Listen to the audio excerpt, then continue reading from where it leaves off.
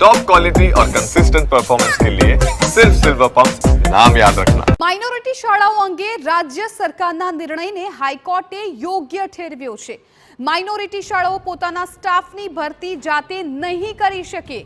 વર્ષ 2021માં સરકારે ભરતી સમિતિને આપ્યા હતા લઘુમતી શાળાઓમાં ભરતીના હકો। સરકારના ભરતીના નિયમો હવે લઘુમતી શાળાઓને પણ લાગુ પડશે।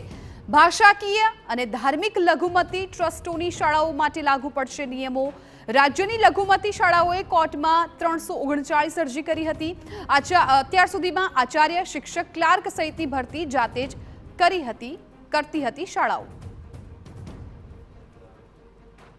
નામદાર ગુજરાત હાઈકોર્ટે એવો ચુકાદો આપેલ છે કે જે અમેન્ડમેન્ટ આવ્યું છે એ આર્ટિકલ 30 અને આર્ટિકલ 14 ભારતના બંધારણને વિરુદ્ધ નથી અને જે સરકારનો જે ખાલી રેગ્યુલેટ કરવાનો જે પાવર છે એ પાવર માત્રથી આ બંધારણના વિરુદ્ધ જતું નથી એવું નામદાર ગુજરાત હાઈકોર્ટે ઠરાવ્યું છે। રાજ્ય સરકારે એ જ ભરતી સમિતિ જે સામાન્ય શાળાઓ માટે છે એ જ ભરતી સમિતિ આ લઘુમતી શાળાઓને પણ એપ્લિકેબલ કરી દીધી અને એના લીધે હવે રાજ્યની એક પણ માઇનોરિટી સ્કૂલ એ પોતાની રીતે ભરતી કરી શકશે નહીં।